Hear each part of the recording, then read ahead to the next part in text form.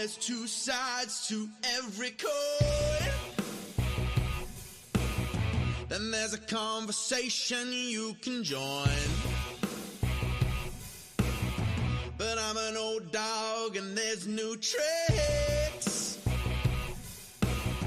And some of my opinions you just can't fix. 'Cause I'm an old man yelling at the sky. I'ma shake my fists at the clouds and cry. Get off my lawn, you snowflake, before I have a meltdown, breakdown, shakedown. 'Cause this is my hometown, so back down, sports clown. It's all just a game, and it's the last down, let down, cowtown. I said it's all just a game. I give the touchdown, the rundown, the lowdown. 'Cause it's over the game, gonna crack down, shut down, the sundown. I said it's all just a game.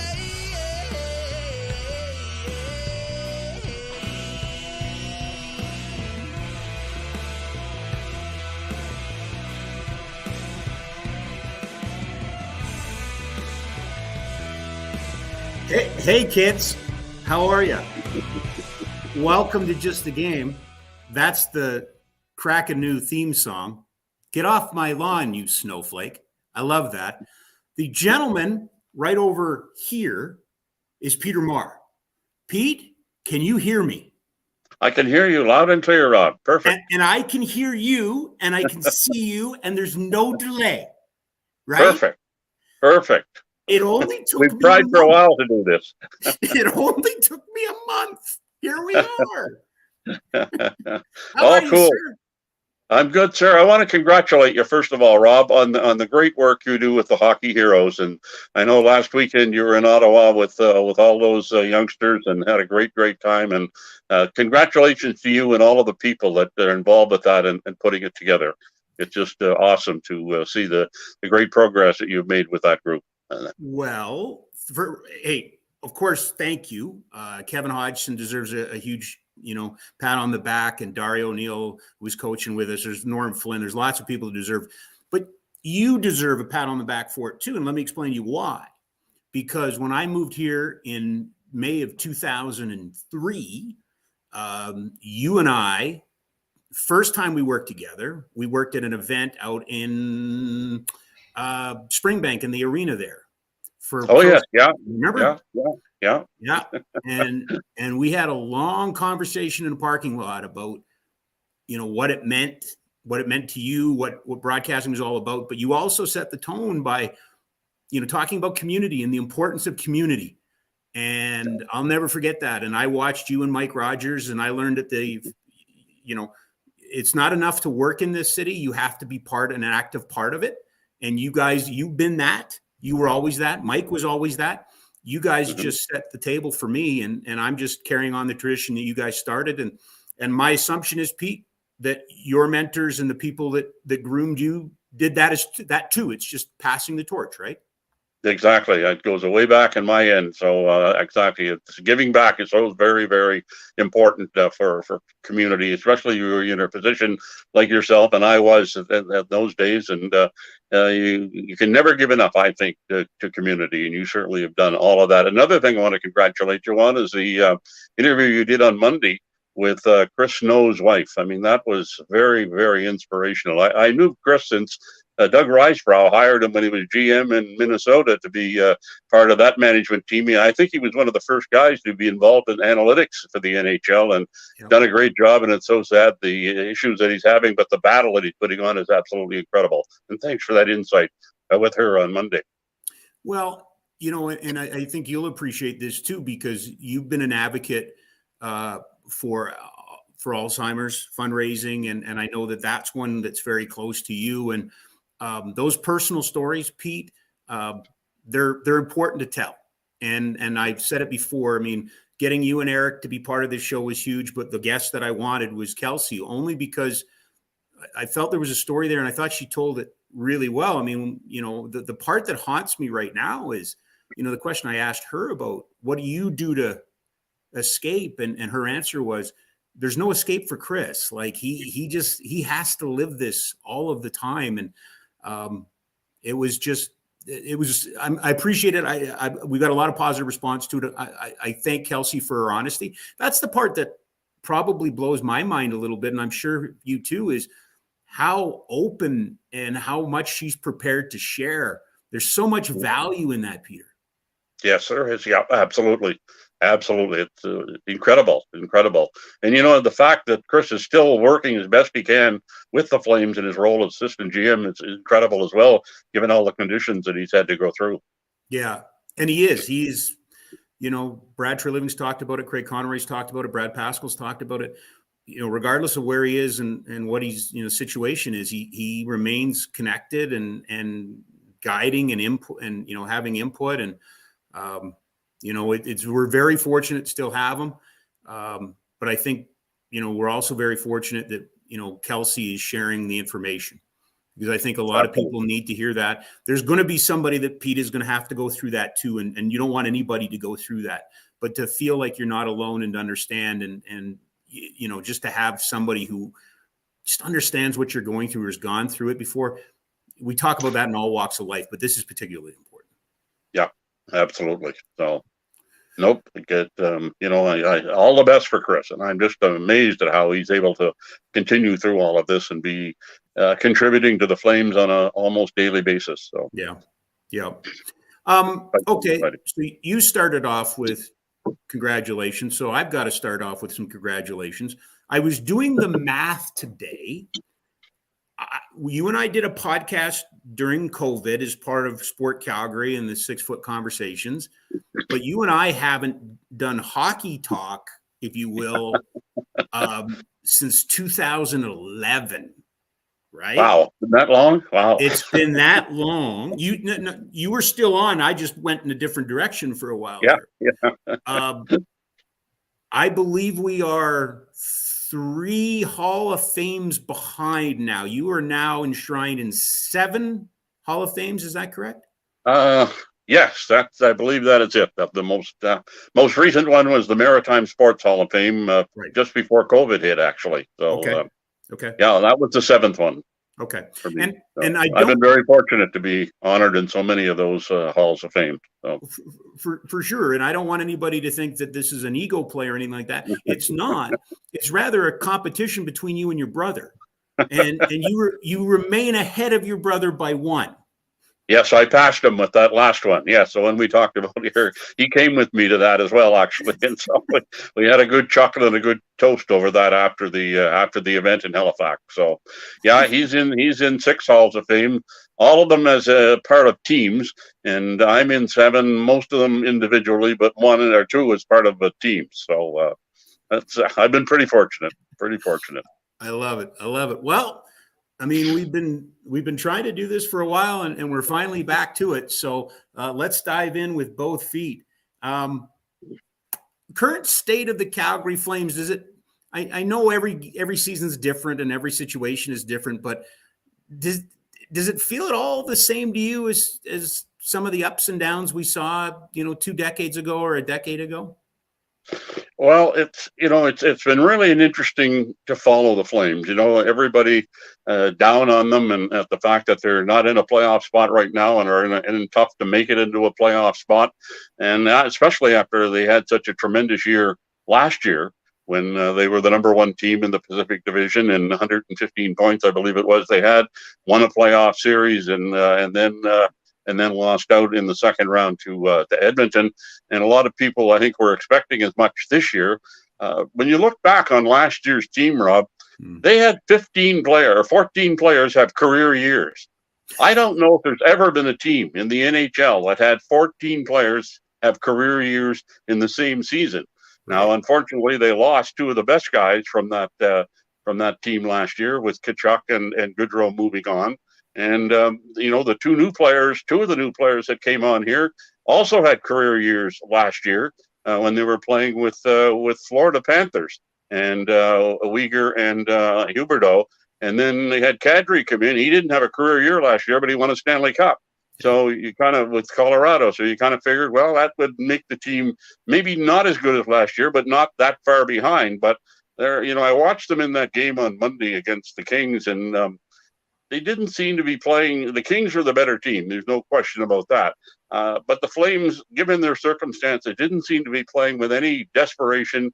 And the first thing you knew, they were behind 4-0, which was then they had to try and battle back, which of course they couldn't, and ended up losing a very important game by a high score, 8-2. Now they came back and bounced back with a win last night against Anaheim. But, it's been an up and down year all year for those guys. And to me, when I watch them, they don't play Daryl Sutter hockey anywhere near as consistent as they need to. Mm-hmm. Now, having said that, you're hearing rumbles out there about maybe there's issues and all of that type of thing. I have no idea if there's issues. I'm not close enough to it. But I do know one thing. Daryl Sutter is a very good coach. Mm-hmm. And if you listen to Daryl's direction and the tactics that he uses for the team to play with their game plans, if the players follow that game plan, they'll have success. Now, if they don't follow the game plan, then they don't have success. Now, Daryl is the type of guy that pushes really hard to get the maximum out of his team and his players. And sometimes it turns them off. But these guys are making a lot of money to play hockey. And the goal behind playing hockey is to win hockey games, get in the playoffs, and try to win the Stanley Cup.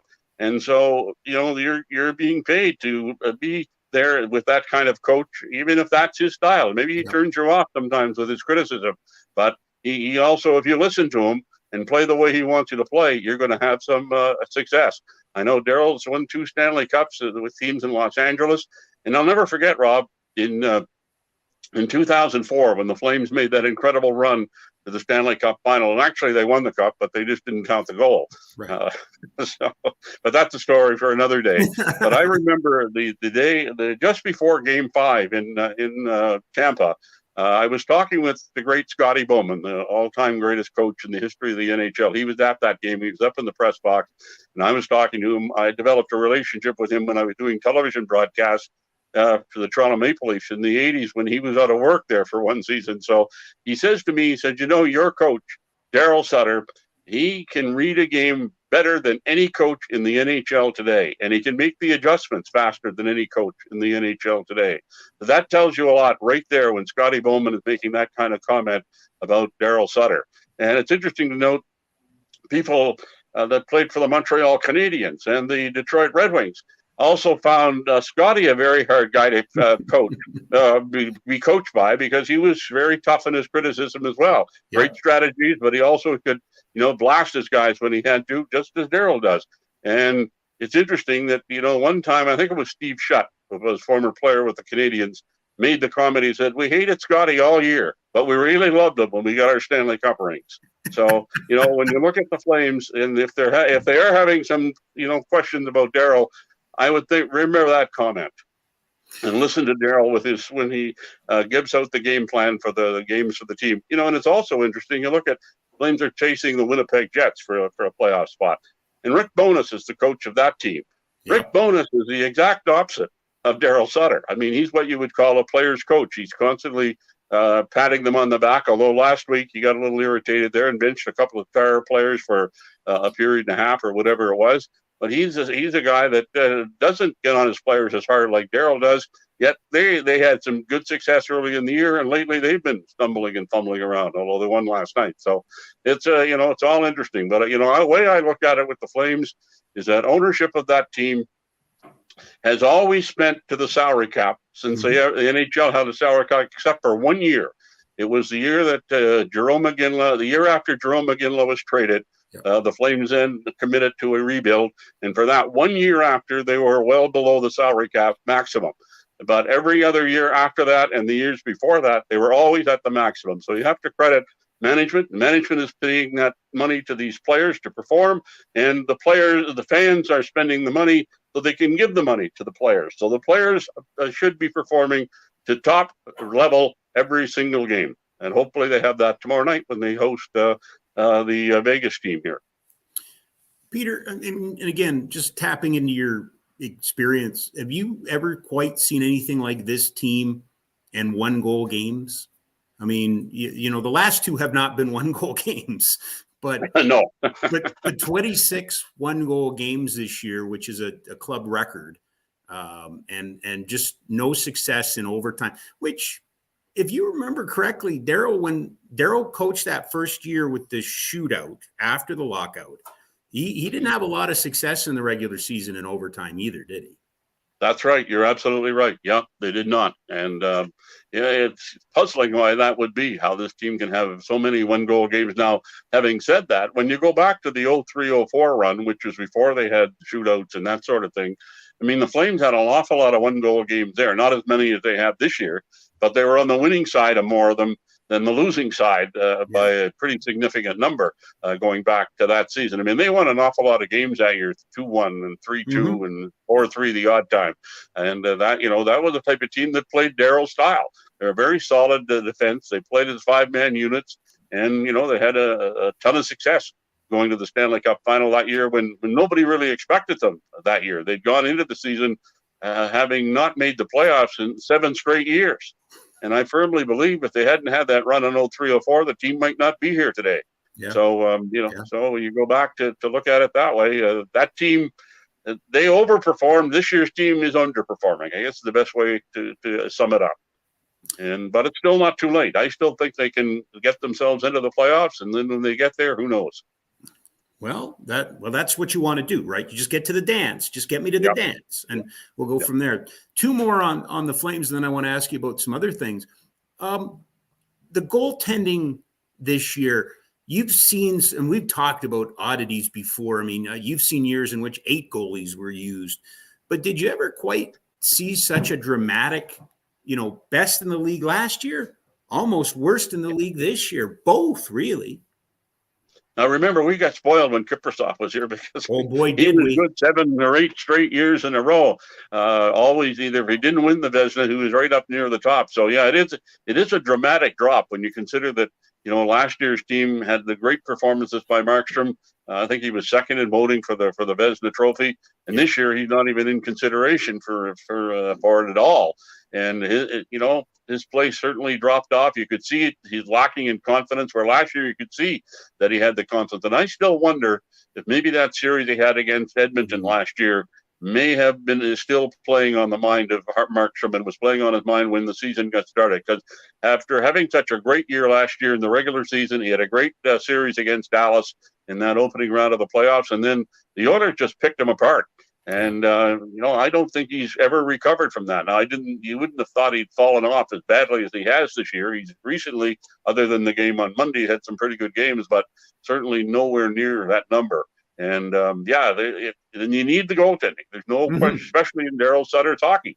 If you don't have superb goaltending, you're going to have some issues because there's going to be some good scoring chances develop. But it seems on some nights, when they do get good goaltending, they're not getting any goals. So it just seems to be one terrible street for this team, the way it has gone so far. They take a stutter step forward and then 10 steps back, it seems, with the team. But as I say, I still haven't given up on their chances, but they're going to need great goaltending in these final 11 games if they're going to survive.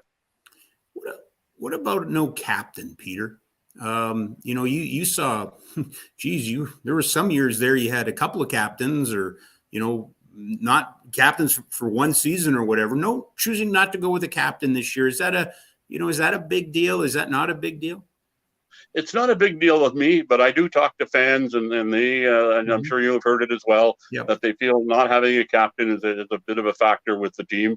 But I do remember in 89 when the Flames won the Cup, they didn't have a captain that year either.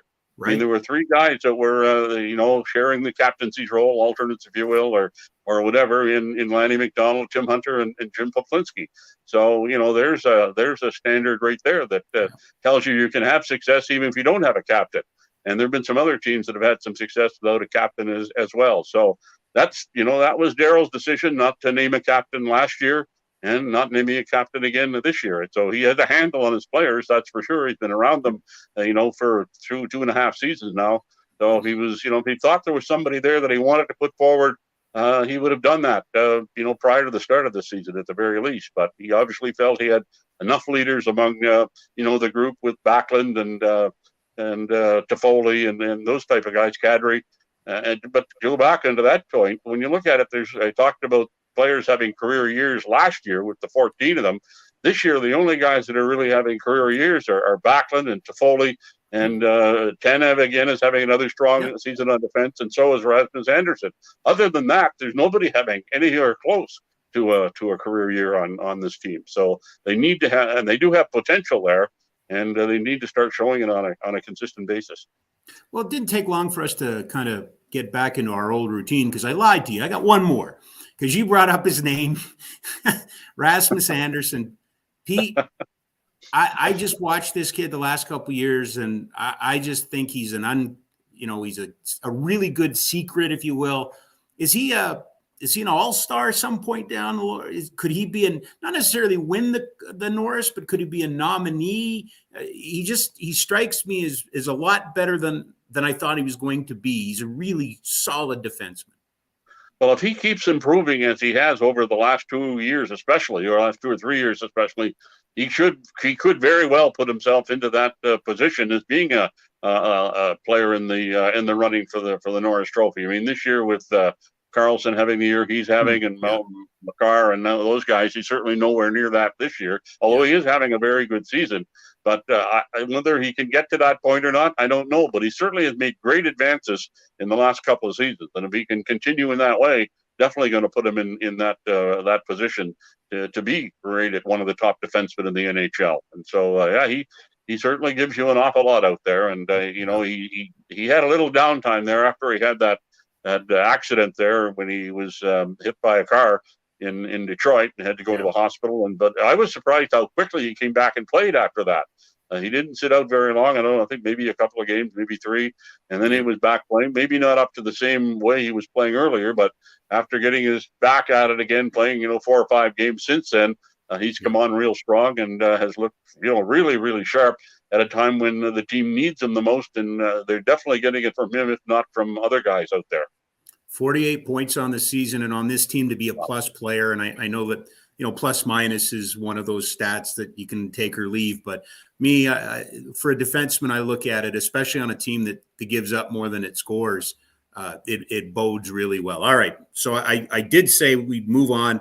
You mentioned 89. I believe yesterday was a rather significant anniversary of a milestone for a legend. Yeah, Lanny McDonald last night in 1989, March the 21st, notched the 500th goal of his incredible NHL career. And he did it. People ask me, well, how did Lanny score his goals and all that sort of thing? I said, well, he scored them all different ways. Because he had a great shot, he had a great release. He was not afraid to stand in front of the net and have pucks go off his leg or off his rear end and end up in the goal. Yep. But another thing that I think people kind of forget about it, Lanny had this move where he'd kind of go in behind the net and then come out front and try to jam the puck in the side of the goal. And a lot of times he'd have success with that. And that's what he did when he scored his 500th goal in that game back in 1989 of yesterday. And, he got a lot of goals like that in his NHL career, because he battled his way out from behind the net and then jammed the puck into the goal. If it didn't go in, then it would come out. There'd be a rebound there for somebody. So, but the other interesting point about Lanny getting that the 500th goal is that we started to worry as that 1988-89 season was wearing on. The team was doing well.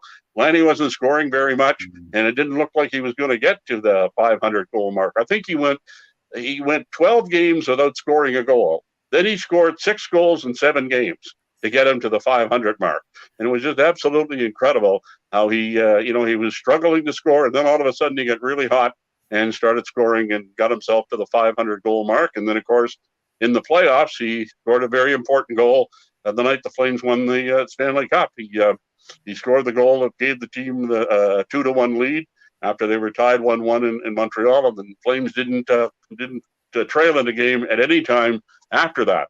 Now, also significant with regard to Lanny McDonald is next Wednesday, a week from today, will be the 40th anniversary of the night Lanny scored his 66th goal, which is the most goals a Flame player has ever scored in the history of the team, be it in Atlanta or here in Calgary. Yeah. And he scored that goal. He had a 2-goal game that night on April the 29th. Again, in a game that was played at the Old Corral. That's the other thing about Lanny's big year, that he had 66 goals. I think he got 42 of those goals in the Corral, because that was the last year that the Flames played in that building. Yeah. And so it was just phenomenal that was Lanny's first full season here. It was the year before that he got traded here in late November from Colorado. And then in his first full season, the 82-83 season, he went on to have a 66 goal campaign.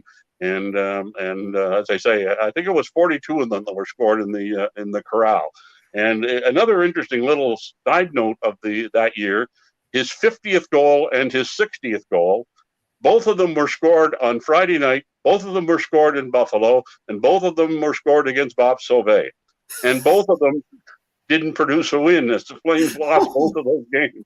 They had those milestone goals. And as a radio broadcast, just a little side story is that the night that he got his 50th goal, it was in Buffalo on a Friday night. The game was starting 5 o'clock Calgary time. Mm-hmm. There was absolutely no television of that game. It's back in the 80s, and not all the games were on television. So this game was on radio. So the people in Calgary were all excited. Lanny's going for his 50th goal of the season. And, no Calgary Flame had done that before. It was done once in Atlanta. And so we're like Doug Barkley, my color commentator. We get up into the broadcast booth in the old auditorium there in Buffalo. And in those days, our pregame show lasted only 5 minutes, or 10 minutes at max. And so we were having trouble technically getting on the air. I don't know what you're talking about. Yes, we don't know anything about technical. Don't know what you're talking about. So anyway, we're trying the producer who was from Buffalo and had the equipment there. He just couldn't get it on the air. So the game's getting ready to start. So I grabbed the telephone. There were no cell phones, obviously, back in 1983. And so we start doing the play-by-play on the phone this way. And then all of a sudden it's knocked off the air. So now I'm sitting there. Lanny, is going to score his 50th goal in a minute, you think, and we may not even have it on the air. So, but I want to thank Lanny. He waited until the second period to score that goal, and we were on the air by then. So that was a real interesting little sidelight of that, at least from a broadcast standpoint. So this was March of when was this? This was 1984, right, Pete? This was in 1983. 1983. 40 years ago. 40 years ago. 40, yeah. And you had to use a phone to get on the air. And here we are 40 years later, and you have to use a phone to get on the air. The more they change, Pete, the more they stay the same. I love it. We just have less hair, but nothing else changes. Nothing else, right? Let's leave the locals for a bit. I want to talk to you a little bit about Connor McDavid. How much does this remind you of the 80s and Wayne Gretzky? Because he's the enemy, right? He's on the the most hated team for your team. You and I both know that you have to kind of watch your praise, because you're not praising somebody from Edmonton, are you? But you went through the whole Wayne Gretzky dynasty and his. Do you see any of Connor McDavid? Is he? I'm not asking to compare them, but I just never thought we would see. He's so far ahead of everybody. Like, he's lapping the field. Somebody used that term. He's lapping the field. That's the best way to describe it, right? And Gretzky did that too. Yeah, and that's what Gretzky did. I mean, he was lapping the field as well. And of course, he'd have nights against the Flames when he just totally demoralized the fans of the Flames and the players on the Flames. And you're broadcasting these, and it just absolutely. And now you watch McDavid; he's doing the same thing. And now their styles are much different. I mean, dominant as they are, they're doing it in different ways in many instances. When you look at Gretzky, to me, he had the greatest hockey mind of anybody that's ever played the game. Yeah, and he also had the greatest hands of anybody that ever played the game. He didn't have a particularly great shot. He didn't have a great amount of speed. But he got the job done because he was so smart. He always knew where his teammates were on the ice and could make very efficient passes to them. And, he'd be behind the net. First thing you know, the puck's in the net. And he was just absolutely so incredible. And, there were so many times he'd leave the Northlands Coliseum there in Edmonton, you'd be shaking your head because Gretzky got about 6 points and Flames got beat 10-2 or something to that name. And you watch McDavid now. I mean, he's got a great mind for hockey. He reads the game really well. He's got outstanding speed. I mean, just outstanding speed, a great creativity, and and he sees the ice really well. Great hands. He has a great shot. And when you look back at all the greats, I mentioned Gretzky. You had Mario Lemieux, who was another player that dominated the game. He had a different style as well. Like he was a guy that was really smart, had really good hands. He was a big guy though, and could get himself around and could read the game really well. You got Sidney Crosby, who's been outstanding, but he's a solid two-way player. There's no real flaws in his game. No. But when you look at McDavid, the guy that he reminds me the most is Bobby Orr. And Bobby Orr celebrated his 75th birthday earlier this week, Monday, I think it was. And when I saw Bobby Orr play, I mean, it was absolutely incredible. The things that he could do at high speeds. Yeah. Now, he was a defenseman. McDavid's a forward, but the things that you see McDavid do at high speeds, Gretzky used to do that, if not similarly, better than that, believe it or not. And I always feel we got cheated with regard to Bobby Orr because he had all those knee problems. If they had the modern technology they have today, he probably would have played until he was 40 years old instead of having to retire at 31 or whenever it was. And the fans really got cheated because he couldn't play anymore, and he was such a great player to watch playing the game. The only thing I find wrong with McDavid is the fact that he plays with the wrong Alberta team. If he was playing here, well, he was playing here. This show would be called McDavid Today with Pete and Rob. That's what it would be, right? that's what it would be. I do want to ask you about records, individual kind of season records, Pete. And I'll get to Ovechkin in a second because he did something that I never thought anybody would do. But when you take into consideration everything, the goaltending, the strategy, the assistant coaching, the off-season training, all of those sort of things, can we equate this season for Connor McDavid to Gretzky's best season? You saw it. It was 216 points, 214 points. I'm somewhere in there. I should know this off the top of my head. Yeah, 216, I think it was. Yeah. Right. Yeah. And it was incredible. Is this the same in this era? Should we look at it the same? In my view, it is. He's not going to get that many points, obviously, but that kind of domination has never been seen before since Gretzky did it, and now we're seeing it from McDavid in a different kind of way, a different kind of era. And the goaltenders today have much bigger equipment on than Gretzky had when he had those great seasons. When they had they had basically goal pads that just covered the legs. Now they cover everything.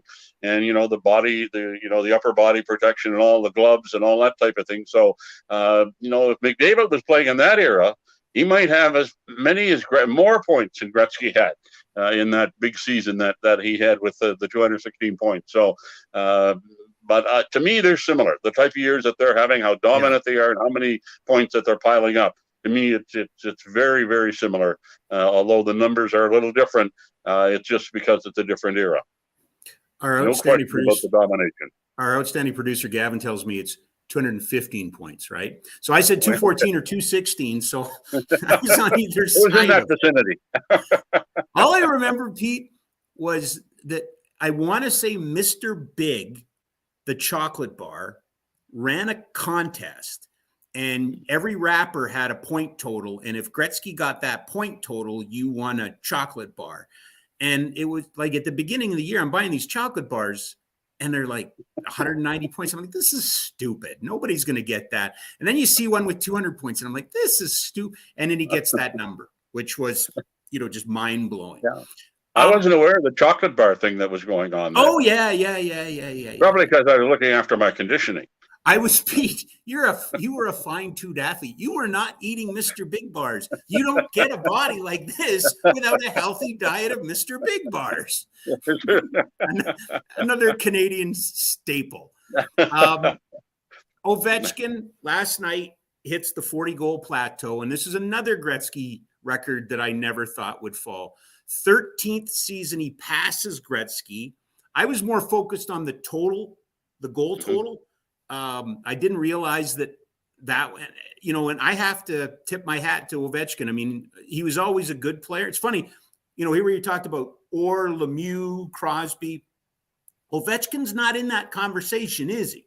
He's not that kind of player, but he's a really good goal scorer. He can put the puck in the net. And quite frankly, I thought his numbers would start going down like last year and this year. I just kept thinking he's getting older. And, you know, he's not as quick as he was, or doesn't.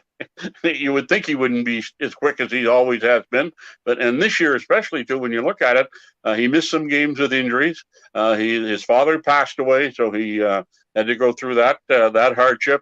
But nonetheless, here he is, having scored 40 goals, and the season isn't over. And, you know, the 14th time to have done that, that's, you know, it's absolutely incredible. And I, like you, was, you know, watching to see if he was going to break Gretzky's overall goal total record of 894, and now he's 74 goals behind that. I thought last year that he would never get to Gretzky's 974 goals. I just thought he'd just slow right down, and you know, he might have some, you know, he had seasons where he get 20, 25 goals given his age and that sort of thing, but he just keeps rolling along, and now I'm thinking he's going to break it. And that'll be kind of monumental time if he indeed does do that. And last night he broke one of them with having his 14th 40-goal season. And, you know, he just continues to roll right along.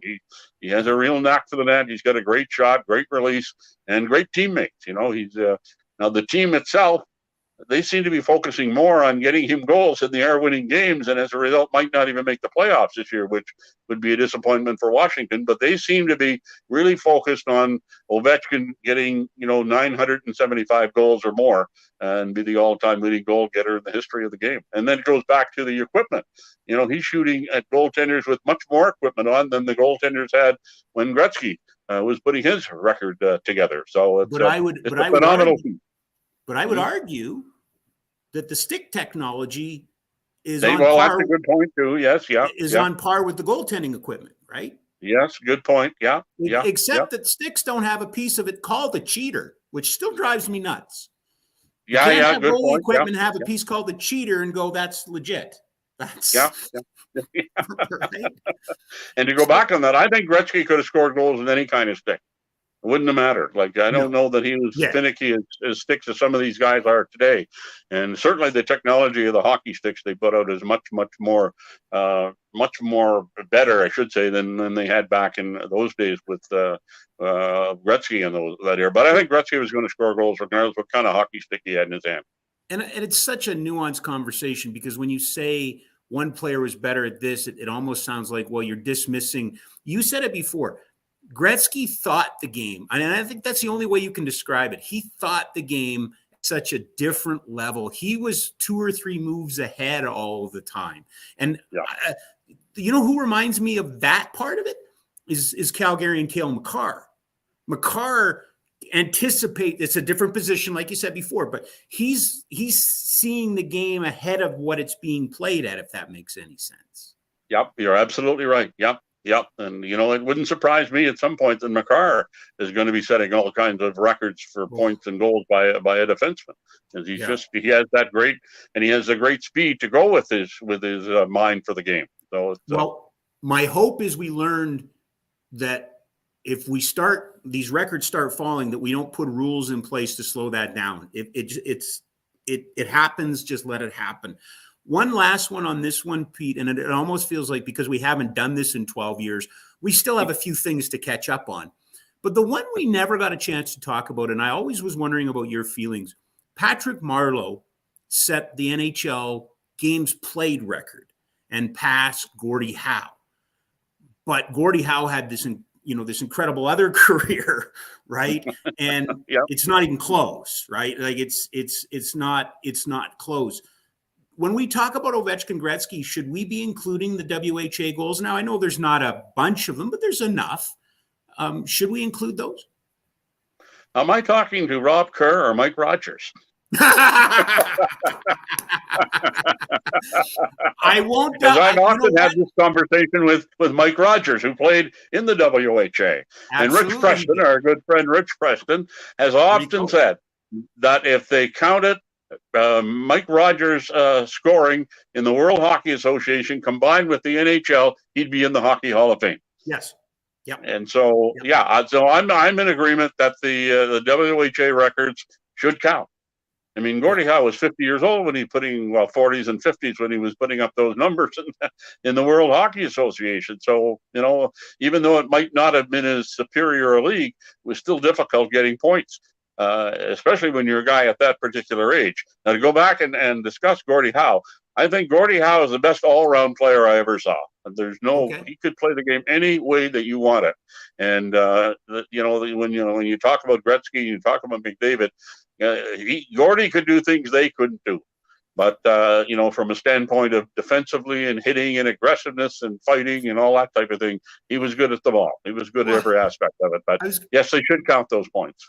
And Mike should be in the Hall of Fame. He'd congratulate him. Should be in the Hall of Fame. He should be there anyway. That's right. Right. Yeah. To your point about Gordie Howe, it's not that he could do things that they couldn't do. He would do things that they wouldn't do, right? Yeah. The fortunate thing that I had is I was able to broadcast some games that Gordie played, and I'll never forget the first game that I saw him play.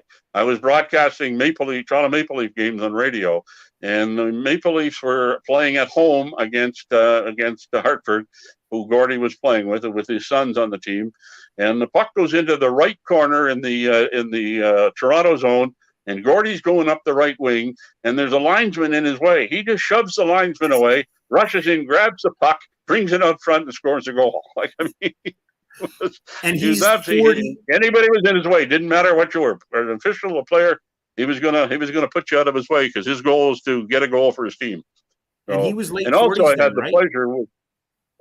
I also had the pleasure with Doug Barkley as a color commentator. He was Gordie's roommate early in Doug's career, and he also coached him. And Mike, of course, played with him as well with in the WHA. So anytime we'd go to Detroit, we'd always run into Gordie and have a nice little chat or go for a beer after the game. And one thing that I'll never forget about Gordie, and this just shows the type of person he is the first year that Jerome McGinley had 500 or 50 goals for the Flames. They were playing at the Joe Louis Arena in Detroit. And after the game, I'm going down to the Flame dressing room to do my post-game interview and that type of thing. And standing out in the hallway is Gordie Howe. And Gordie's there, so I chat with him for a couple of minutes. And I said, and then I said, look, I got to go into the room here. Anything you want or looking for or whatever. He said, well, I'm just waiting out here because I want to shake the hand of Mr. Aginla. And I said, well, Gordie, you can come into the dressing room. I don't think they'll throw you out. So he said, no, I don't want to interfere in the dressing room. I'll meet him out here in the hall. And sure enough, he waited until Jerome completed his interviews and got changed and showered and all that type of thing and came out. And so he stayed and waited there for him for over half an hour just so he could congratulate him and meet him. But that was Gordie. Tremendous player and a tremendous person. I think I shared this story with you when I was in Estevan in the Saskatchewan Junior Hockey League. Gordie was our speaker at our fundraising dinner, and he had a little agent with him, and he'd just written the book And How, so they had copies of those, and the agent was all over me like, Gordie won't sign, the only thing he'll sign is the books and the prints, and Gordie only will sign for 10 minutes, and no problem. Gordie Howe was the last person to leave that building at 1:30 in the morning. He shook everybody's hand. He signed everything. He talked to everybody. He was all class, right? Yeah. Oh, and when he signed his name, you could read it. You knew it was Gordie Howe. Like some of these guys sign the autograph today, and you can't determine who the player is. So now another guy that's signing autographs, we talked to him a while ago about his hockey ability, is Lanny McDonald. I mean, Lanny I remember in Toronto and in Calgary, how many times we'd hold up the bus because Lanny would be outside signing autographs for the fans that are around the hotel or around the arena after games and that sort of thing. And he just never, ever walked away from people that wanted his autograph. And he, too, also signed it like you could read who it was. And even today, if he's at a hockey game at the Saddle Dome, there's always a lineup wanting to have Lanny's autograph, and he'd stand there and sign or sit or whatever as long as he has to until everybody is satisfied and has his autograph. So great players and great characters for the game. Sunday, and I probably shouldn't say this, Sunday, Lanny is going to be playing against a couple of local teams that just came back from Ottawa as they wrap up their season. So the alumni and the superheroes are meeting for the first time. And he's been out to practice before. So he knows what he's signing up for. So okay, he's gonna have a battle. He's gonna have his hands full, Pete. He's gonna have his hands full. Before I let you go, I'm gonna switch gears and switch sports on you. Sport? Oh. Did you see the finale of the World Baseball Classic last night? I must say, Rob, I didn't. Well, I was going back and forth. And I didn't see the finale of it. I was watching hockey, and then I go back and forth. But then I didn't go back. I kind of get wrapped up in the hockey for a bit there, and then forgot about the baseball game. By the time I went back, the game was over. So I missed the dramatic finish of that game. So, and I'm thinking of you because either future Yankee Shohei Ohtani or future Yankee Mike Trout, one of the two, was involved in this finale. You're a sportsman. Actually, you know what? Let's just show the video. This is the final out. Japan wins. This is the Japanese broadcast. As Shohei Ohtani strikes out his teammate in Anaheim, Mike Trout. Right? Pete, you've been around sports a long time. You covered other sports than hockey. We just talked about some of the greats in hockey. Where does Shohei Ohtani fit? You know, he hits. He's the modern day Babe Ruth, right? And yes, he is. You're right. You didn't cover Babe Ruth. I know that. But is he maybe the greatest modern professional team athlete we've seen? I would say so, Rob. I mean, I don't follow baseball. I follow baseball fairly close. In fact, at one time when I was younger, when I was a kid, baseball was more important to me than hockey. But from what I have seen, there's nobody compares to him. I mean, he can, like you say, he can do it all. And like Babe Ruth back in the 1920s and 30s could do it all. And I think this guy is the same way. You look at, I don't think there's any comparison in the modern day era or more, even the more recent years around it since the 60s and 70s. Nothing like that I've seen can be as phenomenal as this guy is. So absolutely tremendous. And what a way to finish that game last night. So I'm sorry I missed it live. I was giving myself a little bit of a head shake afterwards. So I was going to do the after show on the game, so I'm watching the game, and Twitter's just going nuts about this this showdown between Mike Trout, the two teammates, and Ohtani. It's incredible. I love the fact that they didn't take it away from him, right? They didn't force him. You got to be a pitcher, you got to be a hitter. They just, he's so good, they let him do it, right? Yeah. You're right, because in a lot of instances when you get a player like that, they'll say, no, you got to stick with pitching or you got to stick with playing just in the field. But in his case, they just let him do both, and he does both phenomenally. So, and it's incredible when you really think about it.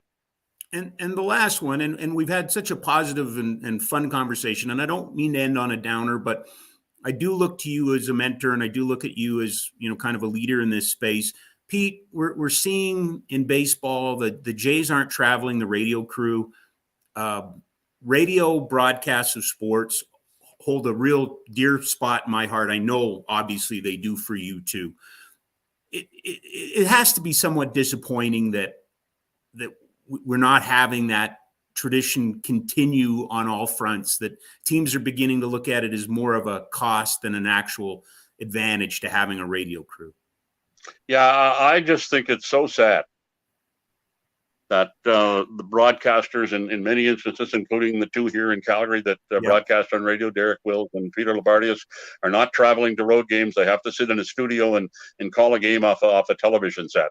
I remember when COVID hit, and that's when this kind of all began. Derek, gave me a call and he said, "Can you give me any hints of calling a game off a TV screen?" And I said, well, of all the games that I ever broadcast, I was always in the arena calling the game. And so I just really felt for him. And some nights I'm watching the game on television and I see the uniforms they have on. And I'm thinking to myself, how can they pick out the numbers of these guys? Because that's how you identify as a play-by-play guy. The way you identify the players for the most part is by the numbers. I mean, sometimes you're following the Flames, you know their skating styles and that type of thing. But for the opposing team, the only way you can get to, describe them is know them is through their numbers. And on television, sometimes a lot of times you can't see those numbers in order to pick out who they are. So, and also it's a disservice to the fans. Because when you're around the team all the time, you get information about the team, not necessarily, information that's going to start a scandal or a controversy or anything like that, but you get inside information that you can pass along to the audience about some little things that they do with their equipment or preparation for the game or that sort of thing. And when you're sitting in a studio calling the game, you're not around the team at all. So you don't have any of those interesting little tidbits that I think are very important. And I think, calling the game on radio also helps sell tickets. And if you're calling it the way these guys are having to call it now, it takes some of that away from it as well, because you can't give the insights on the players that you would if you were with them on a daily basis and in the arena on a daily basis. So I think it's really, really sad how this has changed that, not only here in Calgary, but elsewhere in the National Hockey League here in Canada and in some in the United States are keeping the radio crews at home and watching off TV screens. And as you mentioned, for the Blue Jays in baseball as well, I think that's really, really, really sad how that has all changed. And hopefully it's somewhere along the way, somebody in a boardroom can say, yeah, we may be making more money by doing it this way, but we're depriving the fans of a lot of important things that they should be seeing and hearing from these broadcasters. So I don't know if anybody listening to me that has any position that way to change it, but that's my view on it. Get those guys back on the road. Agreed, Pete. Thank you. Thanks for your patience. My bumbling giant sausage fingers have been our worst enemy, but we finally got on. We were finally able to do this. It's so good to talk again, my friend. It's so good to do this again. Thanks for everything. It comes right from the heart. You mean so much to me, Pete, and to have you as part of this journey, it's great. We will talk to you in a couple weeks, and who knows? Yeah, keep fingers crossed that technically we will go fine. Rob, it's been my pleasure to be on. Look forward to the next one. All right, buddy. Keep up the Thanks, Pete.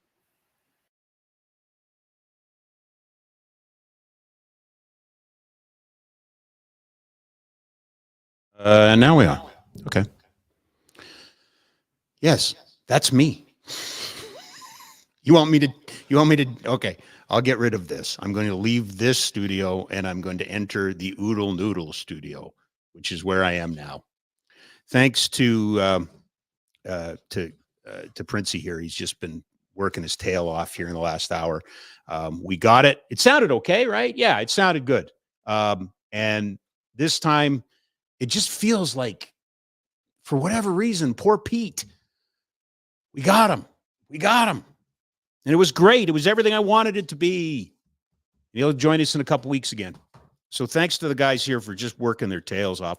Welcome again to Just a Game. We just launched in with Pete. We're broadcasting live from Treaty 7 territory. And of course, this is an inclusive show and all are welcome. As a matter of fact, that's going to have a big part of a conversation when Bain Pettinger joins us in a little while. He's a hockey agent for CAA. I knew him when he was with Hockey Canada here in Calgary. And he's also one of the board members for the Alphabet Sports Collective. So we're going to talk a little bit about that.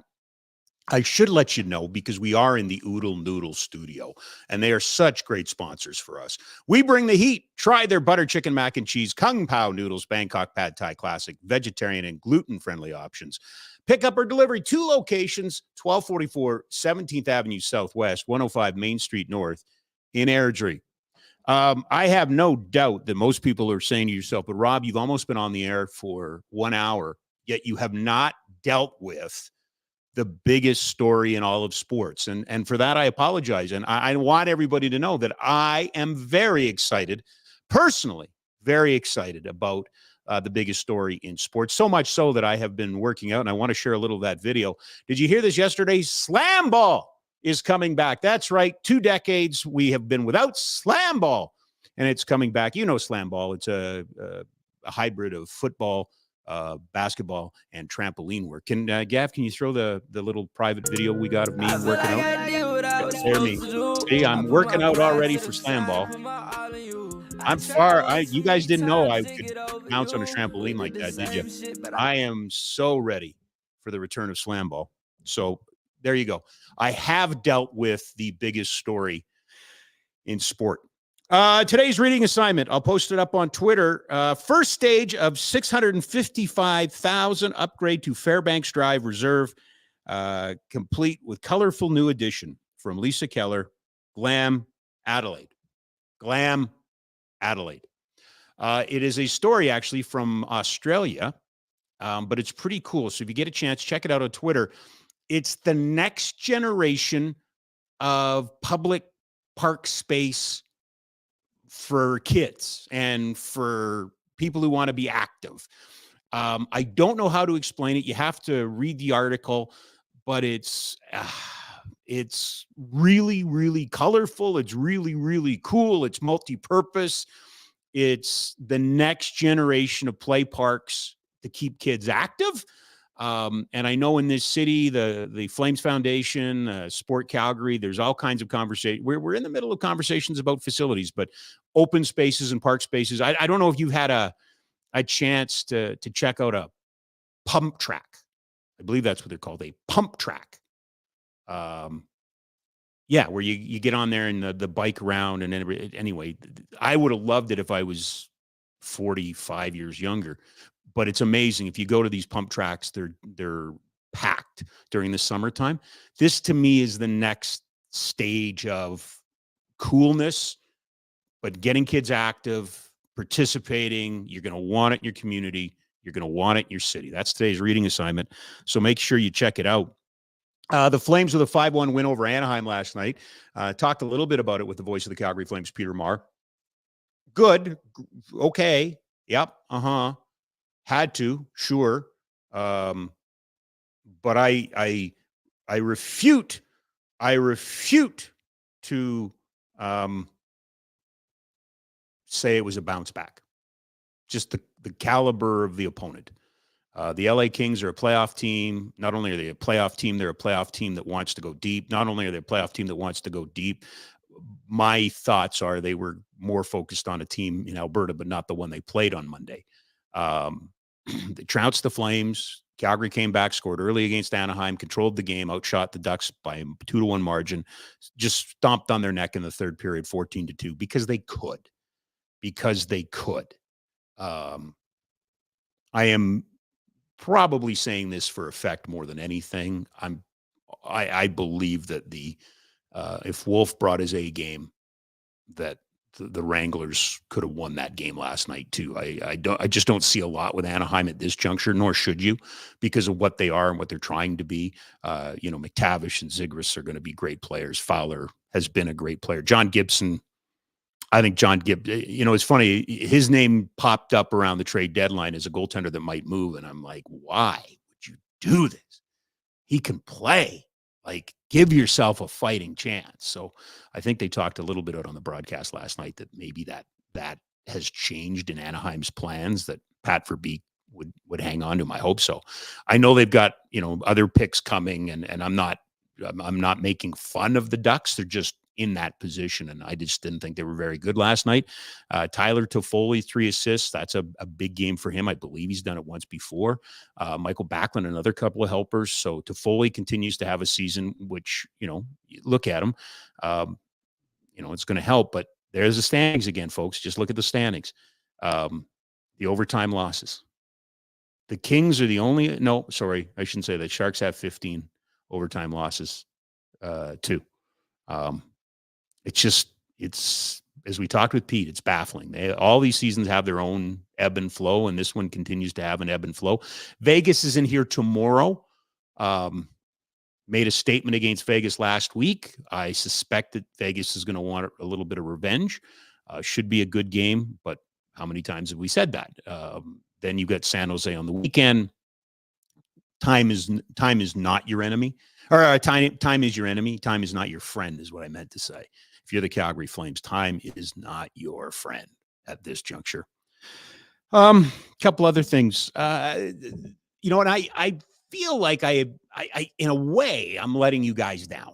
I really do. I feel like I've let you guys down. I love a good sports business story. I love a good product story. I love, being on the cutting edge and understand. Now, I knew that Adidas or Adidas, however you want to pronounce it, was going to not come back to the National Hockey League. And I knew they were looking for a new supplier for their on-ice jerseys and well, that be the primary driver.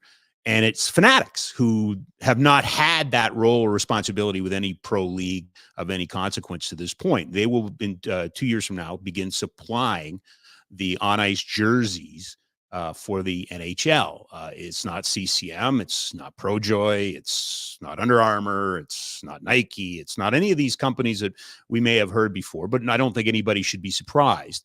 The Fanatics as a brand, Fanatics as a company is exploding. They have been compared to Amazon on the sports side. They're getting into sports gambling. They've gotten into trading cards and NFTs, I believe. They are absolutely the world's largest retailer when it comes to sports, but now into hockey. And I guess I slept on this one because I had no idea that they were not as popular as, well, they're just not popular. Their quality, their service, all of those sort of things. This traditionally, when a team announces a new supplier of anything, it's kind of met with a and some of us equipment nerds just would be interested in it, but that's it. This one had far-reaching repercussions. Lots of mainstream media pick up on it. It's an interesting story to watch. I don't think it's going to change. It's a couple of years. People will calm down. People do get a little excited sometimes with advertising on jerseys or helmets or stuff like that, and that goes away. I'm curious to see if this one goes away. Did not see it coming, yet here we are. We are in the Oodle Noodle studio this afternoon. We're not just crazy about noodles. We put the same energy back into the community. 2 locations, 1244 17th Avenue Southwest, 105 Main Street North in Airdrie, pickup and delivery. A couple of weeks ago, we banged the table really hard and went right after the Minnesota Wild for their refusal to wear the Pride jerseys that they told the public they were going to wear. Put them up for auction, had to take that down, became the second team in the National Hockey League to spit the bit on wearing a Pride jersey just before the game. Really, they followed in the path of the New York Rangers. We had seen in Philadelphia that Ivan Provorov, citing religious beliefs, refused to take warm-up and refused to wear the jersey. And then the Rangers, and then Minnesota, and more recently this past weekend, the San Jose Sharks just came right out and said, "Hey, we're wearing them. James Reimer isn't. He'll talk about it." This has created quite a firestorm. It's created a bit of a controversy. It's an important story, but it also needs some context and some nuance. And really excited that we can bring in this guy, because I got to know him when he was with Hockey Canada here in Calgary. He has since gone on. He's an agent with Creative Artist Agency. But he's also one of the directors, and I believe one of the founders of the Alphabet Sports Collective. Bain Pettinger, kind enough to join us today. Hello, sir. How are you? Hey, Rob. How you doing? It's been a while. I know. I'm used to seeing you with goalie gear on at a Flames golf tournament or at the bowels of the Saddle Dome there. So it's good to see you again. Yeah, I was going to say, I'm not on a golf course. I'm not wearing goalie equipment. How did you recognize me? Honestly, it's good to see you. I just said, I remember we'd meet a lot at Hockey Canada meetings, but man, you have gone on, sir, and done some pretty incredible things. What is life like these days? Before we get into the topic, what's life like these days for you as a player agent? Yeah, recently happy to get through. Well, first of all, I'm based in Toronto now. I moved about 4 years ago from Calgary, working here in the hockey hotbed, as all Leafs fans think it is, but also in minor hockey here. It's a bit crazy at sometimes, but yeah. OHL trade deadline got through that, had a couple prospects move from non-contending teams to contending teams to end their junior career, and then NHL trade deadline. I was actually in Edmonton with Tyson Barrie when he got traded, got the call from Ken Holland and the madness that ensues after that. So I was out there just to watch a couple games. I knew the deadline was coming, but the thing that people don't see is the human side behind that, right? It's they make a lot of money, but, driving him to the airport 5 hours after that phone call and, not knowing when he's going to see his son next. And, you got to break a lease in Edmonton. You got to find a house in Nashville. You got to move your family. And, there's a lot of logistics around that. So those are always big ones. Now we kind of sit back for the playoffs, watch, hope that your clients go far into a long spring/summer, and then free agency. You get to do it all over again and finding guys jobs, and then, training camps, and hopefully they can stay in the league or move up, players graduating from the CHL to hopefully the NHL. But it's always interesting in the agency world. So 2 questions have come out of that, Bain. And of all the years that I've ever had the conversations about the trade deadline, you just raised something that I guess I never really considered deeply, which is, a trade's made. Oh, Tyson Barrie's been traded. Then another trade's moved. So we move on. You don't. You're there. The logistics that you just outlined, are you an active participant in that, or are you just supporting your client? I mean, are you playing a role in getting him housing and transportation and all of that?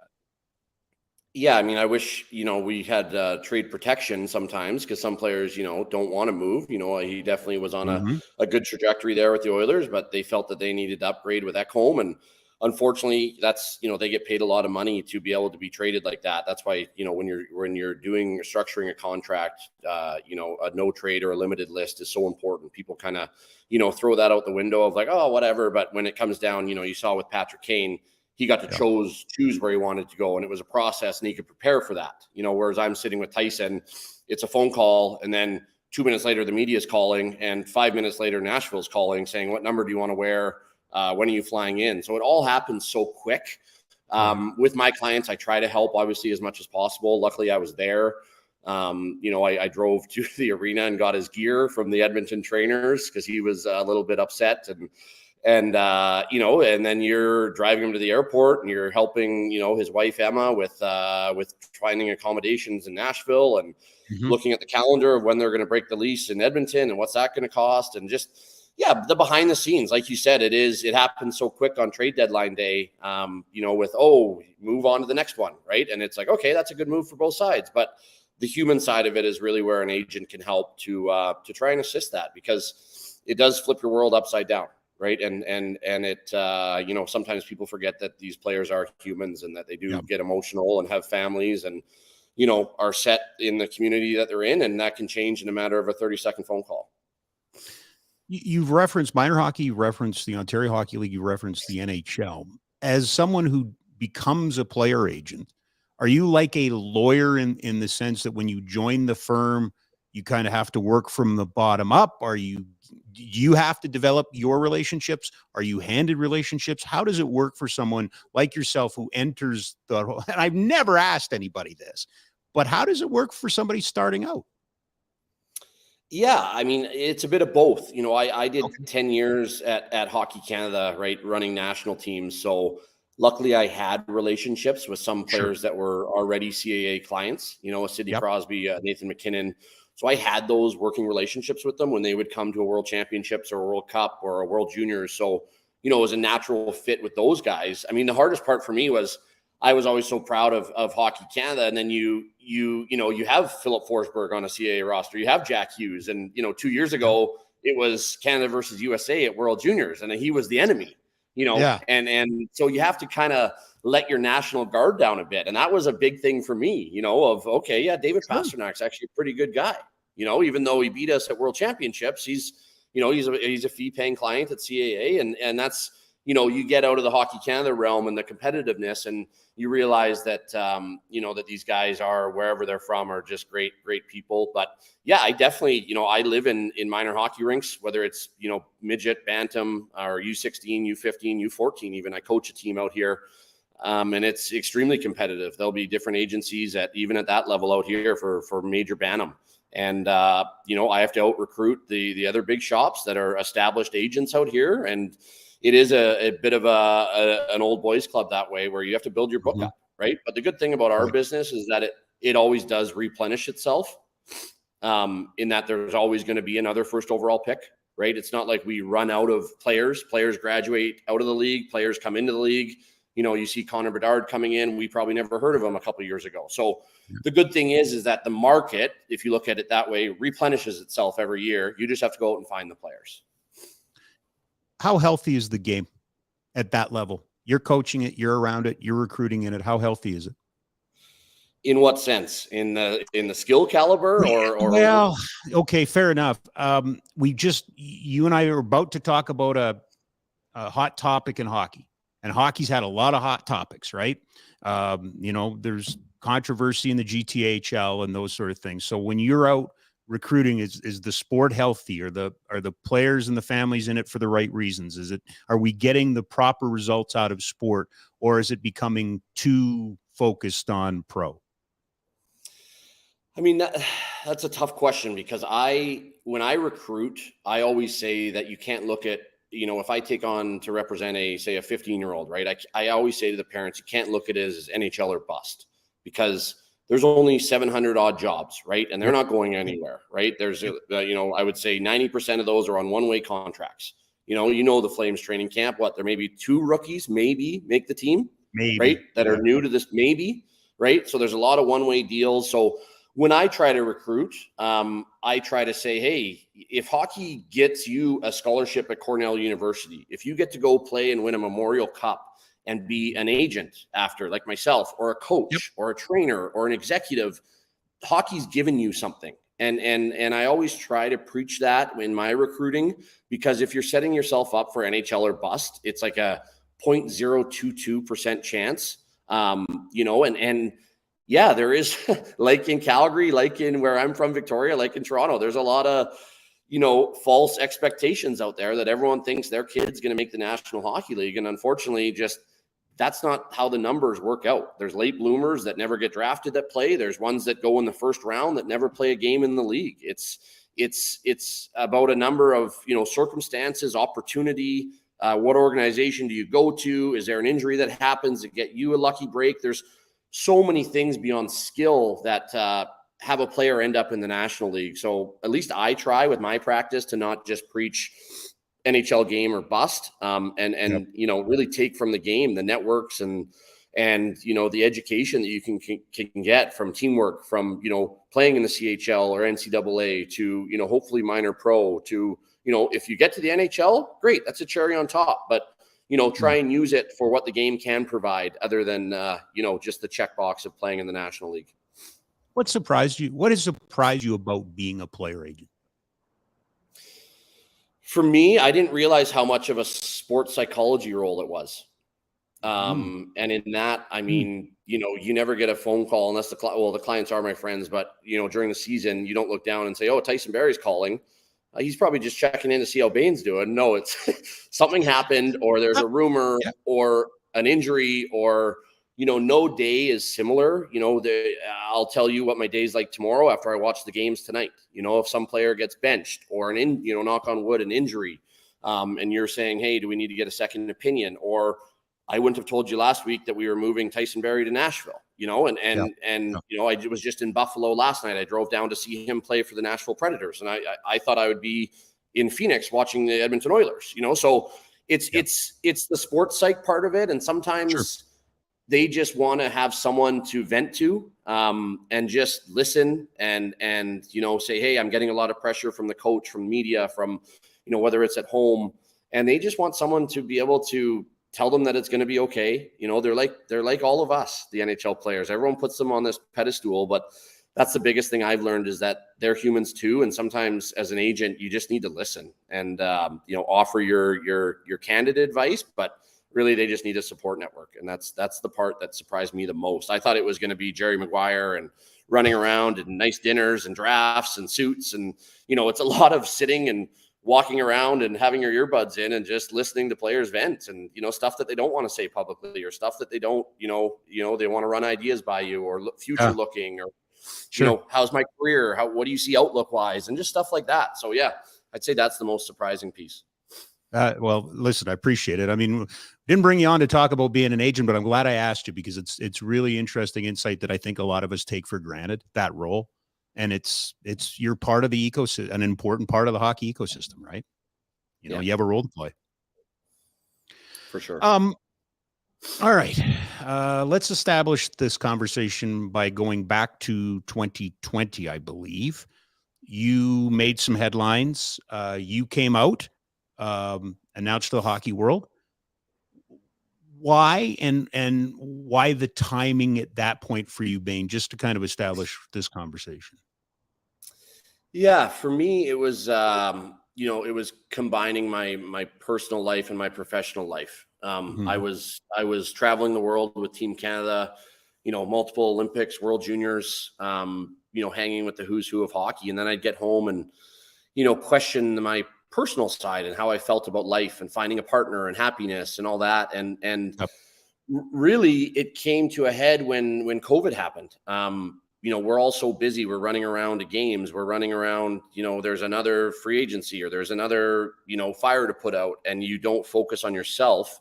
So when I went home to Victoria for 6 months, once COVID hit, Toronto was in full lockdown. I had just moved here. I said, you know what, I'm going to head to Victoria where the weather's a little better and I can, be around my brothers and my parents. And really, once the phone stopped ringing and the emails, when the world kind of, those nights where you tune in and you're not really sure what's going on and you're watching the national and seeing numbers. And that's when real conversations started to happen with my family and my friends, and really started floating ideas around about me coming out. My family knew for a while, a couple of years, but really it was when the COVID shutdown happened that I got to kind of assess internally where I was at in life and kind of reset, and decided that I was going to, combine my personal and professional worlds and reveal that I was gay. And, it's been the best day of my life ever since then, to just be open and honest, and who really cares. And and I think that's important, that, I'm not preaching. I'm not like, hey, this makes me different. But if hockey, I feel, is a bit behind in that. And we're seeing examples of that with the Pride games and with, the hot button issues. But yeah, for me, it was just a decision to say, life's too short. I want to be happy. I don't want to, go down this road of telling lies anymore. And frankly, let's just get it out there. And it was extremely nerve wracking, but it was the best thing I ever did. And I've kind of gone down this route now of being a vocal advocate, and, we'll get into it later with Alphabet Sports Collective, but, a few things that have come from it. But yeah, it just kind of happened. Timing was right and the stars aligned. And I just said, hey, you know what, screw it. I'm just going to rip the Band-Aid off here and let the world know. And I didn't expect it to take off like this, but I'm happy to use my platform, and my status in the game to help educate and humanize and, help people understand, where a gay man in the hockey world's coming from with all the stuff that's going on here. Prior to making it public, were you accepted by family and friends? Was there any issue? Was there any trepidation, kind of in your personal life? No, not for me. It was all internal by myself. I thought that the likes of, Connor McDavid and Sidney Crosby and these guys that I get to work with, somehow those relationships would change. And, I think before any major decision, I think it's human nature that you think the worst is going to happen. And, you have these nightmares of, oh, I'm never going to be able to work in hockey, and I'm never, people will exile me and blah, blah, blah. You run through these scenarios in your head that, looking back, are just, insane. But yeah, I think it's human nature to just sometimes focus on the negative there. And really, for me, it was internal what ifs, right? And so in my process, I started floating that out. I remember sitting with Connor, over the summertime and at his place in Muskoka, and said, hey, it's not easy, but got something to tell you. And, you're sitting on the dock having a beer, and all of a sudden he's like, hey, I think that's great. And, you could really do something with this. And then, you text Sid, and he's like, yeah, if you need me, let me know. I'm happy, to do something. And then Pierre LeBrun is like, hey, let's do an article in The Athletic and mention those guys. And I'm like, okay, it kind of snowballed, and it was received and accepted way more than I ever thought. And that's kind of my message to people that are on the other side, considering coming out and living their life, living their truth, is the big bad hockey world isn't that big and bad. And there is a lot of support, even though it's not public. It's not the rainbows aren't flown every day, but people really just want people to be happy. And I think that's in life, that's in professional life, that's in everything. And I think that's the biggest thing that I learned, is that don't make assumptions, because, you know, people are more than accepting and really just want your happiness if they really care about you. You mentioned the word advocacy. Was advocacy part of this, or did it come afterwards? You know what I mean? Because you did CTV yesterday. You have been, you know, at the forefront of a lot of this. Was that the plan, or did that happen? No, not the plan at all. I was going to post a rainbow flag Instagram, and then the article came out with Pierre LeBrun there in The Athletic, and then through conversations and getting more comfortable speaking on it, you know, and having my eyes open to the gaps in the game and the misunderstanding, I believe, that's out there, and the humanization that needs to be done, and no one really speaking up for that. And again, I'm not trying to preach. We're not going to change everyone's mind. I'm just saying that I'm trying to prove to people that you can be a successful agent and be gay. You can be a player like Luke Prokop and be gay. And you know, my biggest fear was that you're not going to be accepted, when in fact it's the exact opposite. And you know what? We're going to have people out there and everything that are hateful and you know, and think, why do we need to talk about this? Well, because, you know, we can get into it later, but because there's fans in San Jose now that don't think they're welcome at a San Jose Sharks game because of one player's actions. And you know, we'll get into that in a bit, but that's why I do it, is to just humanize and say, hey, you know what, this guy's got a pretty good resume, and you know what, he's been successful in the game, and you know what, hopefully that, you know, gains the respect of people that in the community, but also external, that think that this isn't an issue and, you know, think that it doesn't affect them. So let's have that humanization talk to really drive that change. I was fooled. I thought that the likes of yourself, the likes of Brian Burke, the You Can Play campaigns, I thought we had moved. I thought we were down the path. I thought I was with the Hitman when Luke Prokop came out, and I know the impact that had. I was caught flat-footed this year by what's happened in the NHL. Are you surprised by what took place with the Rangers and with Minnesota? I wouldn't say surprised. I would say disappointed, right? Sure. I think it's a simple gesture. You know, I think Berkey had a great comment yesterday or 2 days ago with that by no means are by a player wearing a jersey for 15 minutes. It's really not about them.